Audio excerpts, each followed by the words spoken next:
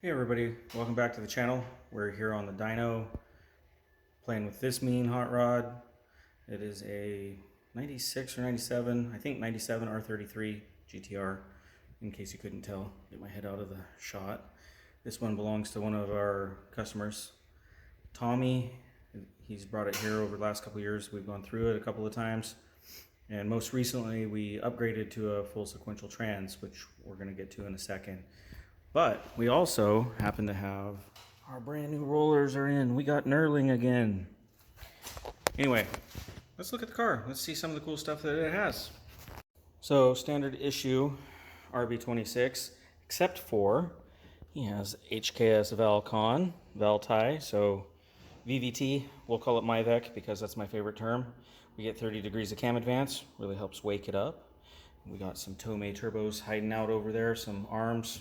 I think 8260s on a stock 2.6, bunch of SARD stuff, a lot of JDM parts, including an old HKS intercooler, which better solutions these days, but this is what we got. So we have standard stuff that we always do. Obviously we have electronic boost control going through the ECU. This one happens to also be an AEM. We have fuel pressure. Anybody that noticed earlier probably saw some MAFs and they're like, what are you doing? When we first did this, it was the only way we could get the Valcon to work, and because this is not going to be a trigger pattern supported by an Infinity, we're running stock and then that off of that, so we can't have multiple cam sensors to run the VVT the way we would like in an Evo 9 or something like that. So it was the solution at the time. Works pretty good. It makes 636. We'll buzz over here real fast. So 636, 7,700, 463 foot-pounds. Pretty consistent. 29 pounds of boost. So not a whole lot of secrets as far as how we tuned it. Get the quick interior shot here. There's the sequential shifter. We have the little gear display. I'll move around to the other side and we're going to take this thing for a little spin on the dyno, so see what's going on.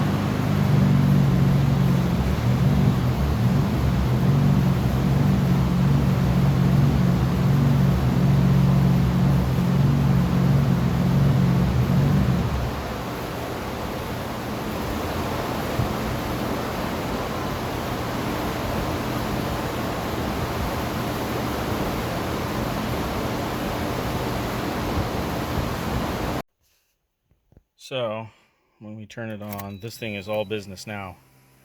We got the cool gear indicator.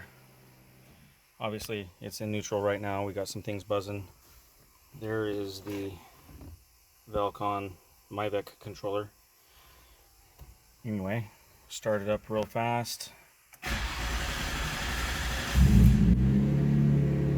We're just gonna go for a quick drive. I know it's gonna be difficult to hear, but we'll do the best we can, and I'll try to get everything all at once. So there's the clutch, straight back.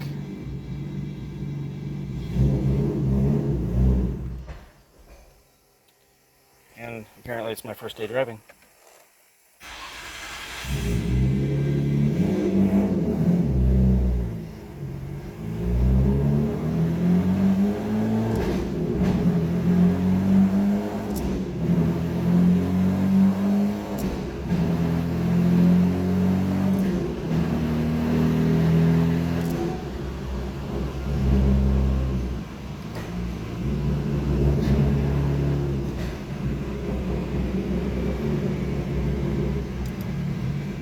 So anyway, there we go. That's the drive.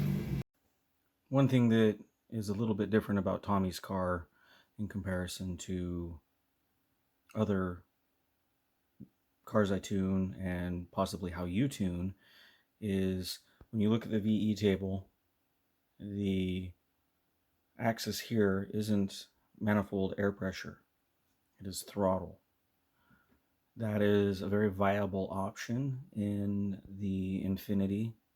You can use throttle to do all of your VE and driving. You, for the most part, won't have any problems unless you're maxing a turbo out, because the VE should stay fairly consistent, and at the same time, as you increase boost, increase back pressure, if you need to, you can use a fuel trim table. We'll go right here to do minor corrections. Shouldn't have to, and if you do, it would probably be up here. My suggestion is, if you're going to attempt that tuning, instead of running manifold pressure right here, change that axis to EMAP and then just tune versus back pressure, and you should have a pretty consistent car. Honestly, for the most part, that's what I'm using this particular table for in high horsepower applications. So when you look at it, obviously I'm pinned, it's 100% throttle, coolant temp's 190, air temp was 86. The intercooler, which I believe is an HKS in that car, it's just not a current design, it's tube and fin, heat soaks pretty easy. Ambient air temps were 90 degrees yesterday, so it is not necessarily the most efficient for keeping that cool. That being said, I think at the end of this poll, yeah, it was only 86 degrees. It hadn't gone up much. Or actually, I'm sorry, this is a launch control. So showing ambient is 86 degrees. Anyway, something you can play with. The main reason I do it on the RB26 is because the ITBs, it makes tuning a lot easier. If you had a conventional intake manifold with a single throttle, it's probably 6 of one, half dozen of the other. You're going to get a little bit faster tune probably running just manifold pressure versus throttle. AEM does recommend to try throttle first in most applications, however, so your results may vary. Anyway, guys, have fun. If you like the content that you've been seeing on the channel and it's something that interests you or maybe a friend, please consider subscribing. If you like this video, click the thumbs up. You can also hit the bell icon to be notified of new content.